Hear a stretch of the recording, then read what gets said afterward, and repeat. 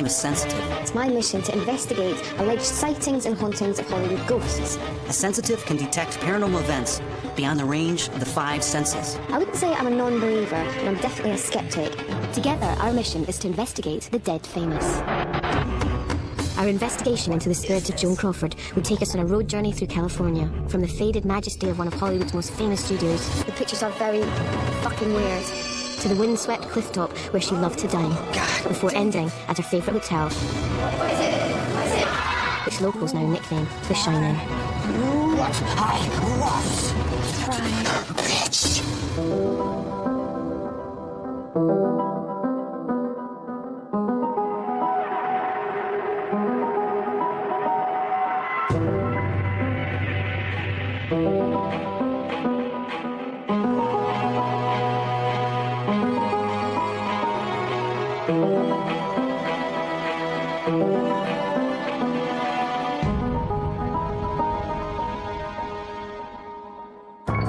Joan Crawford was one of Hollywood's ultimate stars. Starting life as a dancer, she got to Los Angeles through sheer determination and force of will. Born Lucille Fay LeSueur in 1905, Joan was smaller and feistier than most of her contemporaries. But though short in stature, she was big in talent, and she knew it. Our journey to find the ghost of Joan Crawford starts here, in LA on Bristol Avenue where she once lived. Her old house is said to have been exorcised many times to rid her of its paranormal activity and malevolent energy. Joan Crawford's reputation was ruined posthumously with the memoir Mummy Dearest, which portrayed her as a vicious, bad-tempered woman. So if we find Joan's spirit, will it take on this persona, or will we find the shimmering, glamorous icon of Hollywood's golden age? Joan Crawford's old house has a paranormal history all of its own. In its time, Joan's daughter, Christina, said that she often heard other children's voices coming from inside the walls. Joan also heard the voices and arranged for an exorcism, but the malevolent energy seemed to possess the actress. After she died, her bedroom wall erupted into flames. Investigations never determined why this was happening. However, subsequent owners have suffered mental distress here, and it has been exorcised time and time again. Do you think it's possible that because this house was haunted, that the spirits could have possessed Joan and made her act in the way that she acted? See, I don't really think a house or an inanimate object can possess anybody. I think it's really what resides in the house. Was it some form of entity? Was this place built on, like, Indian burial ground? But could it? Well, could the entity have got into her? Yes. And what about the fire and the walls and stuff? Can that happen, and why would that happen? Well, see, without being there, we don't really know, what occurred. It could have been a bunch of things. It could have been maybe her anger manifested this, created it through these flames. Yes, you can sometimes, with so much energy that you have, you can make things occur. Was it that? Was it the entity that was living there that wanted to make itself known? Or could it have been some electrical problems in the wall? I mean, we have to question that. The present owners would not allow us to film inside the house. However, Chris felt that Joan's spirit was unlikely to be residing here, as it was clear there was malevolent energy already present. In order to find out whether Joan's spirit lived on, we needed more information. While Chris met up with Hollywood writer Ginny Bangley, I went to interview Joan's PR agent, Bob Thomas. Would their knowledge give us some clues? I think she was a very complex woman, a very hard woman, a very ambitious woman, and a woman who loved making movies. She loved being the star, dressing the part, being the part. Her dearest friends said they hardly ever saw her step out of character. Really? She was a movie star 24/7. What would you say she was like? Well, she was nothing like what she portrayed on the screen, because she was usually a woman in some kind of trouble. And she was a very elegant lady, always dressed up. If she had to go to the grocery store, she would go in full makeup. So did people like her? I think her friends did. But I think basically most people were probably kind of scared of her, or either sensed maybe a phoniness. I think she was a very hard woman who would do anything to get to her objectives, no matter what. When Joan was working with Bette Davis on Whatever Happened to Baby Jane, there was a lot of worldwide reports that the two of them just did not get on at all on set. Was this true? To a certain extent, yes. When you have two ladies who have been queens of every set they've walked on, and suddenly there are two of them, you're going to have a fracas. Now, some people that were scared of her were actually her children. Absolutely. Well, unfortunately, as Christina wrote in the famous book, Mommy Dearest, and as people witnessed, she was abusive, especially to her first two adoptive children that really got the brunt of it, Christopher and, of course, Christina. I think she was a very bad mother to them. Now, do you think that her spirit is still around? Yes, I do, completely. I think you should start where she worked. The studios she worked, there were 3 main ones, but the oldest continuing studio in Hollywood, and I think now in the world, is Raleigh Studios, which is known to be a hotbed of spirits. The Raleigh studios were built in 1914. They have a rich history that includes names like Charlie Chaplin, Frank Sinatra, and of course, Joan Crawford. Still a working studio, it is also allegedly rich in paranormal activity. Now, I've heard that a couple of these studios are actually haunted. Yeah? Well, that's good. That's what we want. Well, the other thing is Joan Crawford actually filmed one of her movies here. Whatever happened to Baby Jane? We're going to go into that studio. For more than 60 years, stagehands have felt an unearthly presence, and there have been continuous reports of power failure, equipment moving, mysterious music, and drastic drops in temperature. We met up with archivist Mark Wanamaker. Well, here we are at stage 1. This is, of course, the famous Whatever Happened to Baby Jane stage. And is this one haunted? Well, we think it is, because a few years ago, a roofer was killed here. He had fallen right through. And a psychic did come here and feel something about somebody falling. So is this the most haunted stage that you have? No, our most haunted one is stage 5, and that is the one that's most fun. Built in 1915, stage 5 is the studio's oldest stage. It was an open stage for the silent film era, and then eventually it was enclosed in 1926. And of huge, course, isn't it? it is our haunted stage. There was one story in 1932 of an electrician up in the catwalk who fell and was killed, and ever since then it's been haunted. What kind of things have happened in here? There was a giant chandelier hanging right in the middle, and it weighs a ton, and it can only be moved by 3 or 4 people. And one night the caretakers were closing up, shutting the lights. They did everything. They went outside, but forgot to do something, and came back in again right away. All the lights were on, and the chandelier was swinging with a great swinging movement, which only a strange phenomena could do. Are you picking up anything at all? Or? Well, not yet, since we just walked in, and plus I'm intrigued by some of the stories. Yeah, if I can get acquainted with this, maybe I'll be able to pick something up. No, that'll be good. I did this many years ago. I tried to do this, but the conditions were wrong. Maybe you'll have better luck. We'll try. We'll try, yeah, absolutely. Was this paranormal activity attributable to Joan, making her presence felt at the studios where she had her greatest cinematic triumph? Before we'd even set up properly, Chris began to feel something. It's going through me. Chris instructed me to take pictures, and this was what we caught.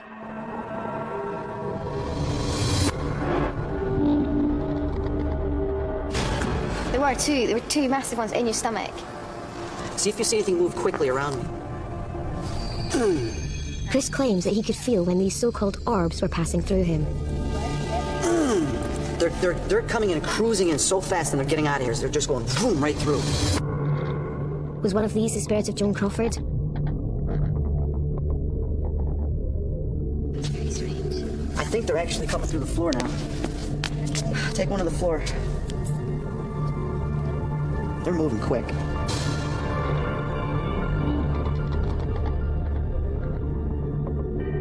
What are you feeling? How do you feel? Do you know if you have a t-shirt or shirt and you go like this to it and it punctures like a hole or it just gets an impression? Okay, they're coming right through me like that. So every time they come in, they slip in, it makes me kind of jump. Now I'm doing this on purpose right now. Yeah. Okay, but that's what's happening. So I'm feeling like a coldness going right through me. All right, guys, obviously you want to make yourself known, and thank you. We are so interested in you. So interested in you right now. Okay. Surround Gail. My neck. Surround Gail right now and make yourself known. Okay, I got one by your stomach. A little one. I got a bunch with nothing, and then I got one with one right by your stomach. Okay, see it? The pictures are very fucking weird. Excuse my language, but I think we'll go to the corners of the room. help. Don't be afraid. There's a bunch of them. There's a bunch of spirits here. Question is who and why? If I made a noise or anything like that, I'd be out of here right now. Right here. All right, this is the spot the guy died.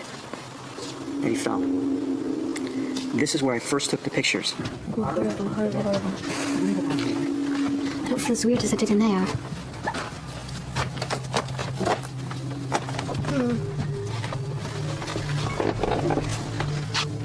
Is that you? Oh, God.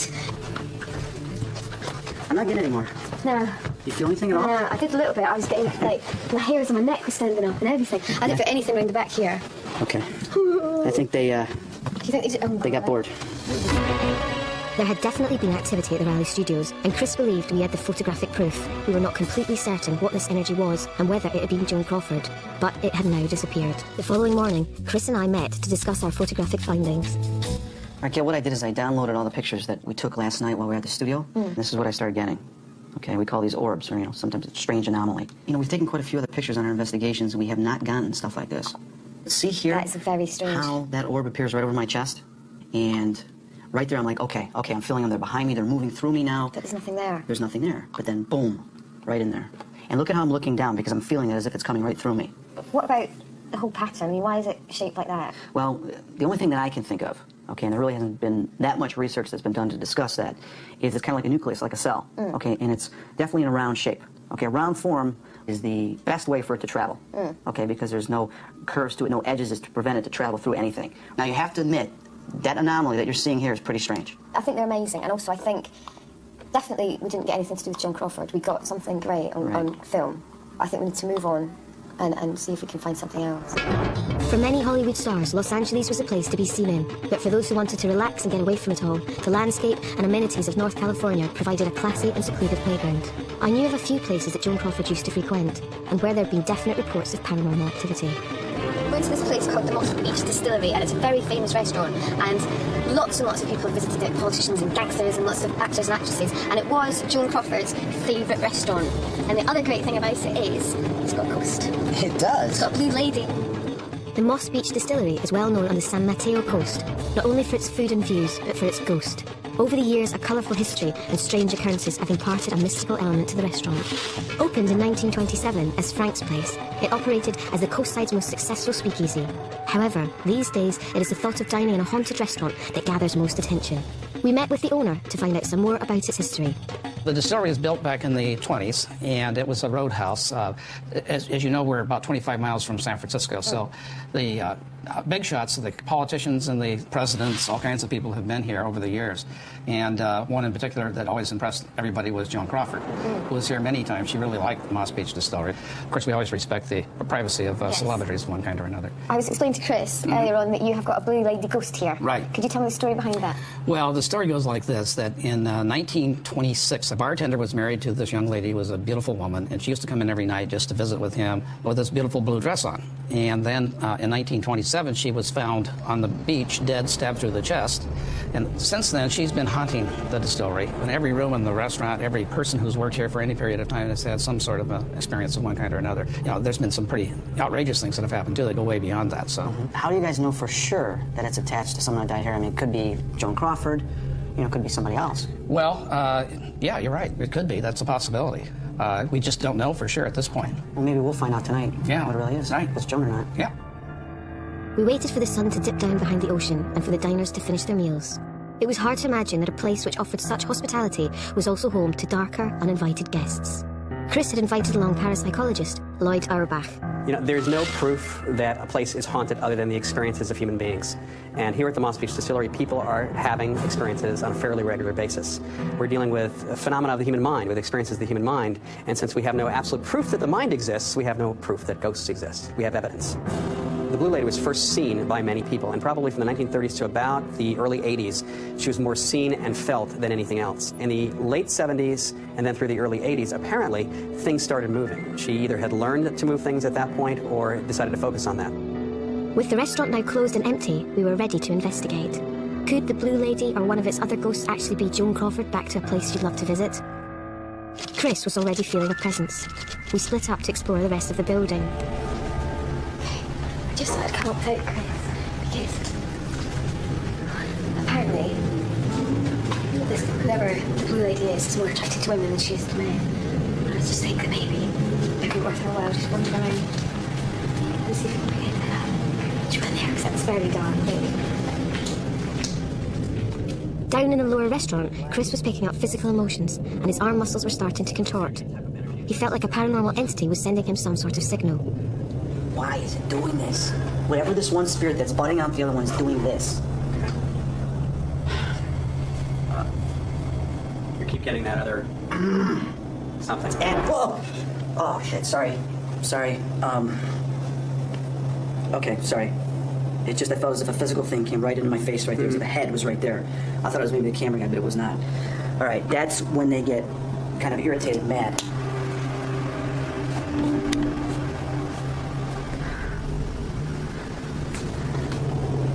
This is unique. We thought we heard a noise coming from outside. I went to investigate. All those chairs. Wait, The last time I'd come out there, those chairs had been upright. see all the chairs? It's not even windy. Not a single bit of wind in this. swear it's the calmest night in the world.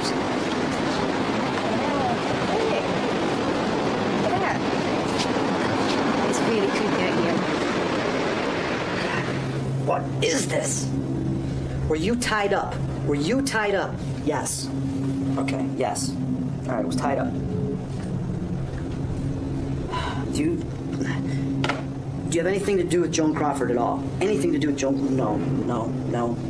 This is from Prohibition? Was this? Whoa, yes. Okay. Okay, yes. Were you one of the smugglers? Very strong, yes. All right, hang on. That was overwhelming. Yes. Were you dumped in the ocean out there?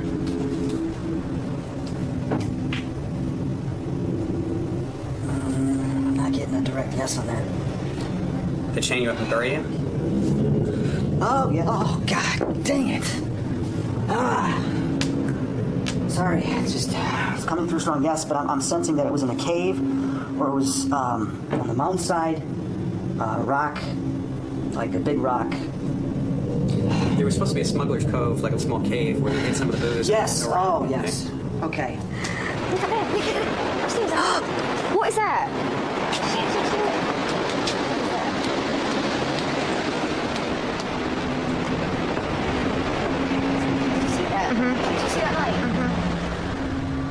On closer inspection, it does appear that something is looking down at us from the upstairs window on the left. This is not the crew or Chris and Lloyd as they were filming downstairs. Was somebody watching us? Was it one of the ghosts? Was it Joan Crawford?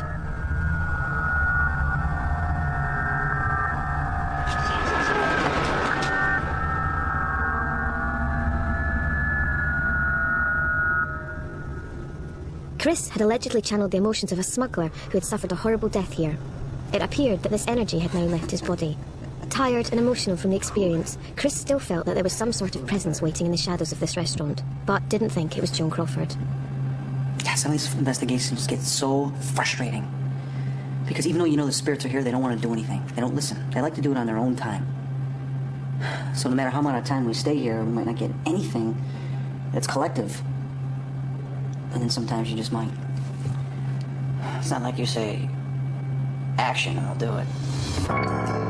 Joan Crawford once said, "I never go out unless I look like Joan Crawford, the movie star.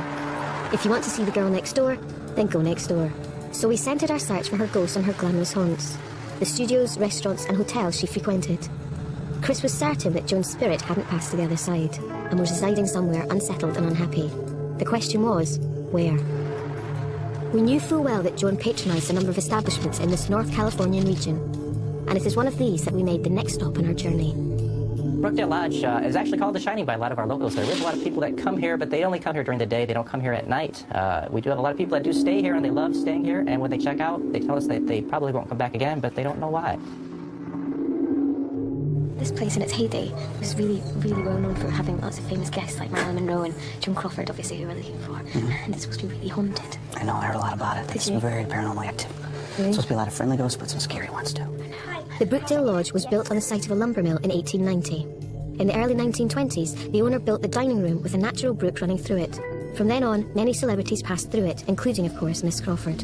It was in the 40s and 50s that the lodge entered its most intriguing period, becoming a home for gangsters. Hidden rooms were installed throughout the lodge, and rumours of buried bodies under the floor began to circulate. Also, during this time, 6-year-old Sarah Logan, the niece of the lodge owner, drowned in the dining room creek. It's her ghost that's most often seen at the Brookdale. A 13-year-old girl also drowned in the hotel's swimming pool, forcing its closure. Her spirit has been seen too.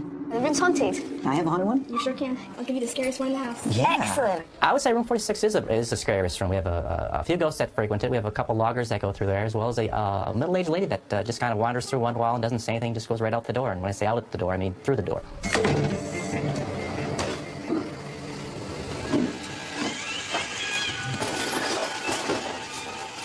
I think the ghosts like it here because we've been here for a long time, and they've been here for a long time. It's old and it's quaint, and we have a lot of nooks and crannies and rooms that still haven't been discovered. We have a lot of stairways. Lots of things going on here that you just don't see nowadays. I think they're comfortable being here.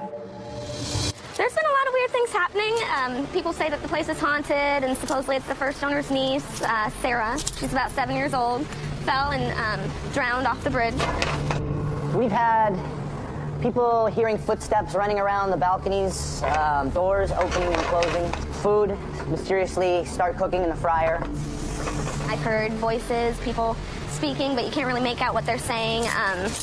You hear faint music playing really lightly again, and you don't know where it's coming from. People saying they feel breezes going by them as they're eating. Wondering if you really felt what you just thought you felt. Am I scared? Yes. Once settled in our rooms, I'd arranged to find out more about the hotel and its ghosts. Ghostly sightings we have pretty frequently. I would say almost, I don't want to say every night, but I'd say probably 3 or 4 times a week that we have things popping through here and things happening. What kind of things happen? Things happening, we have sightings of Sarah, who's our most famous ghost. Who's Sarah? Sarah is a little girl that actually drowned in the creek right behind us I believe it was the 1950s. Her uncle was the owner of this place, and he was building an extra bridge to get across. And she was playing in the creek, and she drowned, and she was apparently stuck behind some ferns, and saw just a piece of her dress. She just wandered around and she feels like She goes up to some people, and she asks, "Have you seen my mother?" And at that point, she appears as a full human being, doesn't seem to have any vapors, or just looks like a regular person like her myself. We heard that Joan Crawford was a very big fan of coming here. Joan Crawford spent a lot of time here. In fact, she said this was her favorite place outside of her own home. We still believe that she still visits us from time to time. Do you? Because that's obviously who we're looking for. I believe she's still here. The beauty and the serenity of this landscape suddenly changed. The air grew dark and gloomy, and the hotel now felt very isolated. Jean had given us full rein to investigate the hotel. Chris had invited along professional ghost tracker, Gloria. Not only had she experienced paranormal activity here, but she also had some state-of-the-art paranormal detection equipment that could prove it. She set this up in one of the oldest rooms, the log room, a location where allegedly a lot of energy had been felt. Well, we have a program that we put together, which is called our Ghost Tracker, and that stands for Gradient Haunting Oscilloscoped Supernatural Tracker, or Ghost Tracker. What we've learned is that we're not getting too many readings off our electromagnetic field meters anymore. So we've turned to using Geiger counters, which we have discovered over using a series of investigations might work a little bit better and might give us more results. So what are you hoping to accomplish with this tonight? We're hoping to leave this here for at least a couple of hours, walk away, and let's see if there's anything that's able to be detected in here by using the Geiger counter meter. So if there's nothing in here, we've got to make sure there's no mobile phones, all lights are off, so there couldn't be any other possible explanation. Is that right? That's the idea, is to eliminate all man-made or natural possibilities. And so if we do get a lot of readings, and you give us a summary at the end, what would that conclude? That would conclude that we've eliminated, again, man-made possibilities, natural possibilities, and the only thing left are paranormal possibilities. Okay. We left the equipment and went to investigate the other rooms, keen to see if any of the hotel's many ghosts were Joan Crawford herself. Apparently, there was a child that drowned here at the swimming pool.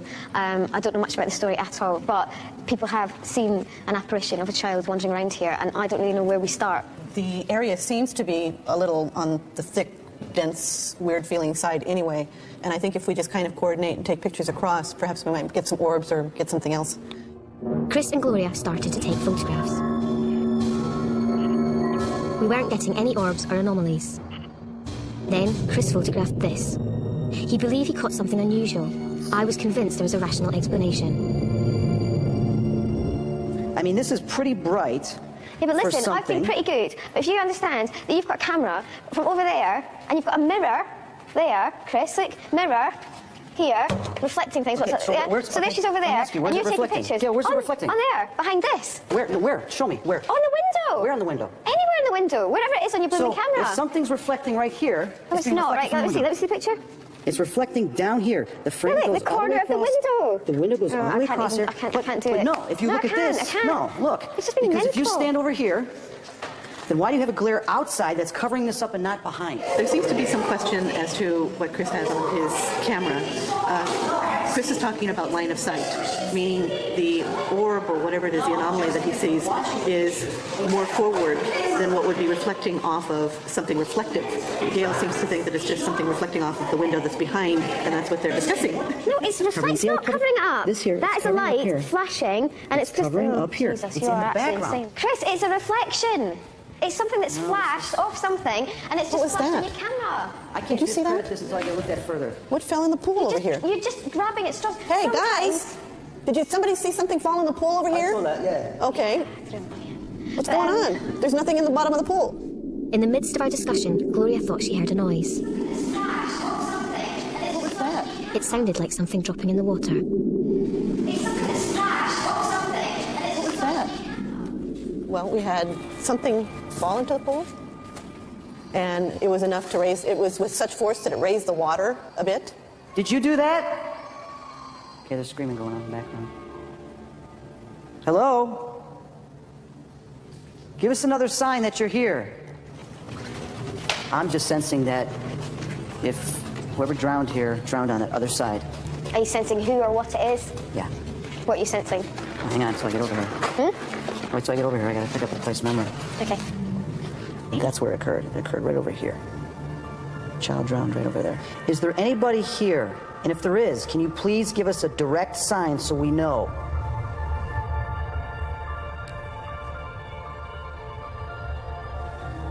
Suddenly, Gloria noticed something weird happening with the water.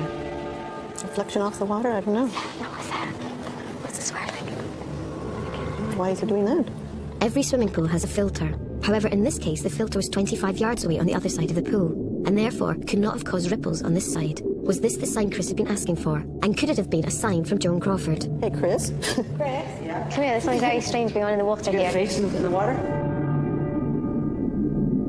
Oh, that's cool. Let it go. What is it? Just keep watching it. What is it? I've heard stories, okay, of people that have drowned, namely children. There tends to be splashing. Someone can be working by the pool late at night or whatever, and all of a sudden there's a big splash, and they'll run over the pool and there's nothing there. Just the ripples, as if something jumped in. As quickly as it came, the rippling suddenly stopped and the pool became still once more. I think whatever it was is gone. Our next stop was the Brook Room, a location where many spirits have been felt, heard and seen. The most common sighting was a little girl called Sarah. But as Joan Crawford used to dine there, would it be her spirit that we uncovered? Sarah is the little girl that drowned back in 1950.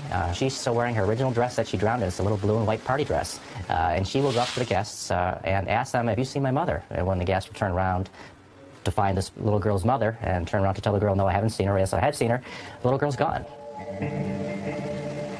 Would Sarah show herself to us? More importantly, would Joan Crawford be here, back to a place she loved?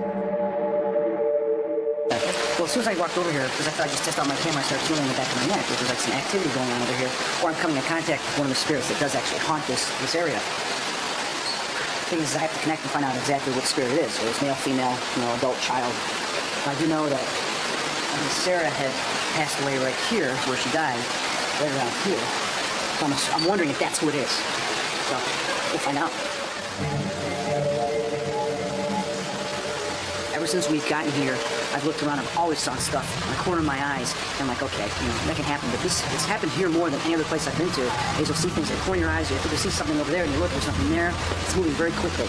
Gail, if you feel anything or hear anything, let me know. Is there anything that I can do? Just call her. Gail, why don't you do this? Call for her.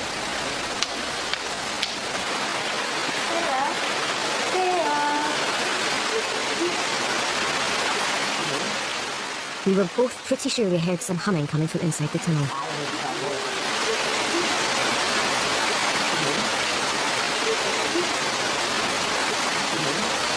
There was a song. There was like a... You hear it? Yeah, I heard it. We're seeing things out of the corners of our eyes that are moving, but we can't seem to get a fix on it. We never heard the humming again. I felt we were being distracted in our search for Joan Crawford. They always say that you see ghosts when you least expect it, when you're not planning to, Someone might walk right up to you and next thing you know, it's a ghost. You might hear something, you turn around, there's something standing right there. Nonetheless, it appeared that Sarah might have given us a sign. On inspection of a photo that Chris took, you can see the outline of a girl with long hair looking through the window. Was this Sarah or Joan Crawford? We still had no sign of Joan. Not sure where to go from here, we decided to check on the paranormal detection equipment. We have our handheld oscilloscope connected to our computer, which is giving us a readout of motion detected in this room. Okay, so how do we know that this readout that you're getting is telling us that something's been in this room? Well, using our oscilloscope here, it has up waves and down waves, where if there was no motion in here, it would just be a flat line. That's pretty interesting. Yeah. What should we do from here? Well, we're trying to get Joan Crawford. Yes. Okay, and this can't tell us whether or not it was Joan Crawford. That's correct. So the only option is to do a seance. Okay, now I know you don't really care for seances too much. You're skeptical on it. Yeah, it's a bit scary as well. But I think we have to do it because that is the next step for us to try to contact Joan Crawford or whatever else is here. I think it sounds great. Okay. So we prepared for a seance. This was our last chance to get in contact with Joan Crawford. We'd invited along some of Joan's biggest fans. Psychic Catherine Adams was there to lead the seance with parapsychologist Lloyd Auerbach in attendance. Is there any way that you can protect everybody in the circle as well as myself? Because Joan Crawford, if she does have this negative energy or anything else that comes through that's evil or negative, can protect us. Well, yes. The matching frequency that I was talking about is good. Another thing is grounding. Okay. And just asking for a protective energy to be around the circle. Okay. What's the protocol for you, for a parapsychologist, to make sure that everything runs smoothly in the seance tonight? Well, in reality, if you're doing a seance of any kind, you want to avoid any fraud. So when we're talking about physical events actually happening, we have to check the whole environment and then take a look at what the people might actually have on them. So we should make sure that the entire room is completely secure. Right. And then what you're saying, like frisking them, just to make sure that no You might one's want to got check. anything. That's right. In some instances, you would definitely want to frisk people. Lloyd was happy with the surroundings, so the seance could start. Lloyd and I observed from outside the circle. Would Joan Crawford come through for us at last?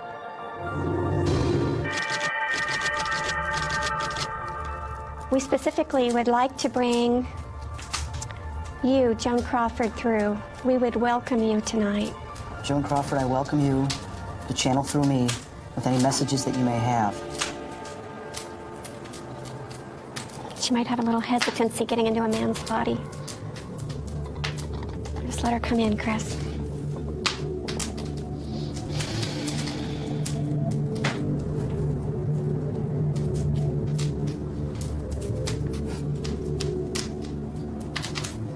Some emotion, let it come through. Is there anything you would like to say? Speak through Chris. You can talk. Have you felt misunderstood?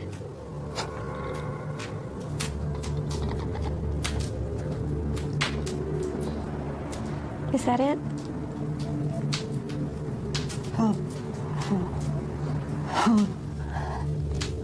Just come all the way in through the throat. You can talk through him.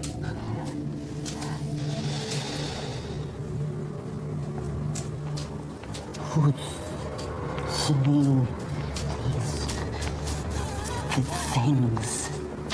Who are you to call me here? Did you want to come? I am not used to this. Is there anything you would like to say to us? Who am I in? You are in. I'm not used to this. You're in Chris's body. Are you aware that your daughter wrote a book about you? She did not understand what I was going through. It was not easy being what I was. That's right. Bitch. Suddenly, Gloria felt like she couldn't breathe. Concerned, I took her out of the room. Listen, come on, we'll go outside. Come on, watch the steps, hold my hand.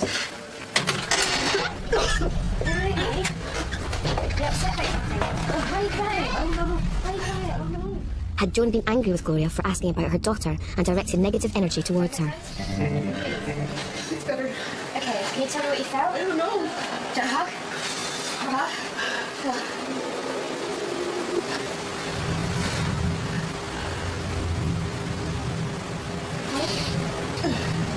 I was just sitting next to him, and all of a sudden, I could feel it right here. Okay. And it's just like I couldn't. You didn't I was having a hard panic? time breathing. You didn't panic? So I sat there I just sat there for a minute, going, "What am I feeling here? I don't know. I don't know what it was." During Gloria's breakdown, Chris stopped channeling and the seance was brought to an end. It was interesting to watch Chris, his contortions, and how he actually came through with whatever he came through. You know, from a parapsychological standpoint, the reality is that there's no direct evidence that he was speaking to spirits at all. And for me, the question would be, and it seems to be, that he's very sincere in his belief about this, that this is not something he's making up consciously.